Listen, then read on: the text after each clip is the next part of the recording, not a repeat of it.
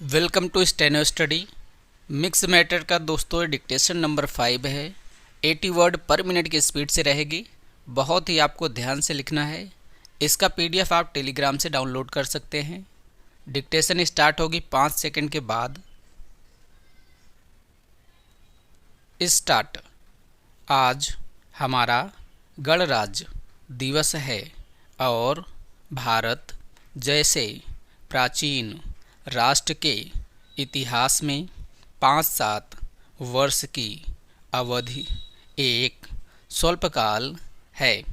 आइए अब हम विगत वर्ष की घटनाओं पर नज़र डालें और यह देखें कि विकास के कार्यों और निर्माण योजनाओं की दिशा में हमें कहां तक आगे बढ़ सके हैं।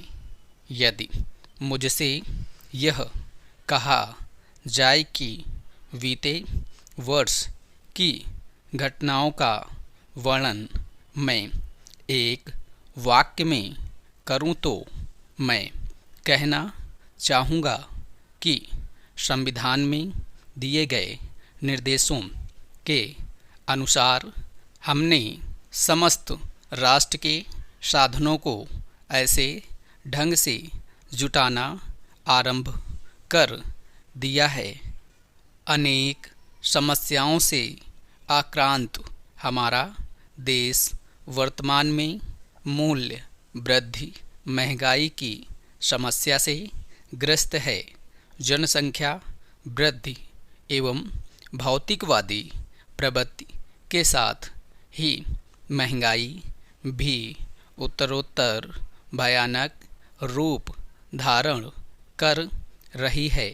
बढ़ती हुई महंगाई की मार से प्रायः सभी वस्तुओं के भाव आसमान छूने लगे हैं और सामान्य वेतन भोगी एवं श्रमिक वर्ग के लोगों की आर्थिक दशा अतीव चिंतनीय बन गई है। हमारे देश में मूल्य वृद्धि की समस्या के कई कारण हैं। उनमें प्रमुख कारण ये है जनसंख्या की तीव्र वृद्धि और उसके अनुपात में खाद्यान्न आदि का उत्पादन नहीं हो रहा है। सभी कर्मचारियों को वेतन भत्ते बढ़ाकर दिए जा रहे हैं, जिनके कारण उत्पादन लागत बढ़ जाती है। व्यापारी अधिक मुनाफा कमाना चाहते हैं। इस कारण वस्तुओं के भाव ऊंचे रखे जाते हैं। सरकार की गलत आर्थिक नीति इसके लिए प्रत्यक्षतः जिम्मेदार है। माल के वितरण की व्यवस्था ठीक नहीं है और काला बाजारी पर अंकुश नहीं है। हमारे देश में बार बार विधानसभाओं एवं लोकसभा के चुनाव हो रहे हैं।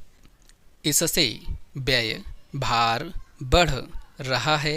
राजनीति के क्षेत्र में भ्रष्टाचार पहले से अधिक बढ़ गया है। इसका असर मूल्य वृद्धि पर परोक्ष रूप से पड़ रहा है। रुपए की क्रय शक्ति कम हो गई है।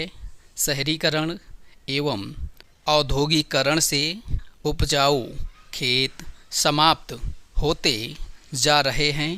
प्राकृतिक आपदा, अकाल, बाढ़, सुनामी आदि से भी देश का आर्थिक संतुलन गड़बड़ा रहा है। इन सब कारणों से महंगाई लगातार बढ़ती जा रही है। महंगाई के निरंतर बढ़ते रहने से सामाजिक जीवन में आपाधापी मच रही है। संपन्न लोग अधिक संपन्न होते जा रहे हैं और गरीबों में भुखमरी फैल रही है। महंगाई के कारण जब पेट पूर्ति नहीं हो रही है तो लूटपाट, हत्या, डकैती, राहजनी, चोरी तथा तोड़फोड़ आदि अनेक दुष्प्रवृत्तियां पनप रही हैं। सामान्य उपयोग की वस्तुओं के भाव आसमान छू रहे हैं। इससे सामाजिक जीवन में अस्थिरता बढ़ रही है। अनेक अपराधों का मूल कारण यही महंगाई की मार है। अब इससे मानव अपने शाश्वत जीवन मूल्यों से गिरने लगा है।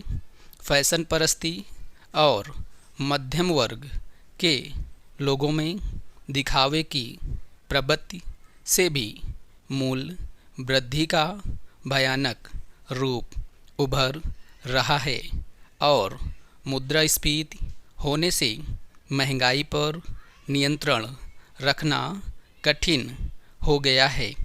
इस समस्या का समाधान पूर्व में बताए गए कारणों पर नियंत्रण रखने से ही हो सकता है। जनसंख्या पर नियंत्रण रहे, उत्पादन भी बढ़े, व्यापारियों की मुनाफे की प्रवृत्ति को रोका जावे और कर्मचारियों के साथ आम जनता का नैतिक उत्थान किया जावे। सरकार आर्थिक नीति में सुधार करे तथा कालाबाजारी पर नियंत्रण रखे। मध्यम वर्गीय समाज में बढ़ रही भौतिकवादी प्रवृत्ति पर अंकुश लगाकर सरकार आवश्यक वस्तुओं के उचित मूल्य पर वितरण की व्यवस्था स्वयं करे। इस समस्या के समाधानार्थ कठोर नियम बनाए जावें, साथ ही प्रशासन एवं व्यापार को भ्रष्टाचार से मुक्त किया जावे। शारीरिक एवं मानसिक विकृतियों से यदि देश और समाज को बचाना है, आर्थिक विषमता एवं दिखावे की प्रवृत्ति से यदि मुक्त होना है और कल्याणकारी राज्य का प्रसार करना है तो महंगाई पर नियंत्रण रखना जरूरी है। आज हम अपने विचारों को उस दिन तक ले जाएं जब हमने गणराज्य की घोषणा की थी। अपनी विकास की योजनाओं के संबंध में हमने वास्तव में काफ़ी प्रगति की है, परंतु क्या हम भारत के सब नागरिकों को दरिद्रता, अभाव तथा कष्ट से मुक्त कर पाए हैं? प्रकृति की शक्तियों को अपने अधीन करने और जनता के कल्याण के लिए उन्हें नियंत्रण में लाने की दिशा में भी हम आगे बढ़े हैं। कुछ महीने ही हुए हमें भारत के उत्तर पूर्वी प्रदेशों में भयानक बाढ़ का सामना करना पड़ा था, जिसका कारण यातायात के साधन छिन्न भिन्न हो गए और वहाँ की जनता को भारी हानि उठानी पड़ी। निसंदेह साक्षरता प्रसार और रोगों के निराकरण के महत्वपूर्ण उपाय भी हमने सोचे हैं।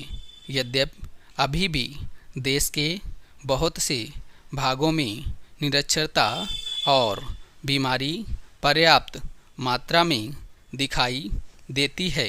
जन कल्याण की योजनाओं को हम बराबर आगे बढ़ाते रहेंगे। यह हमारा दृढ़ संकल्प है। हमसे संदेह नहीं किया जा सकता है। इन योजनाओं के पूरे होने के संबंध में जो प्रयास अब तक किया गया है उससे भी हमें असंतुष्ट नहीं होना चाहिए। फिर भी जो कुछ अब तक किया जा सका है, यदि वह बहुत चमत्कारी नहीं दिखता तो उसका कारण यह है कि अभी निर्माण कार्य जारी है और समाप्त नहीं हुआ है। राष्ट्र के निर्माण में समय की आवश्यकता होती है। स्टॉप।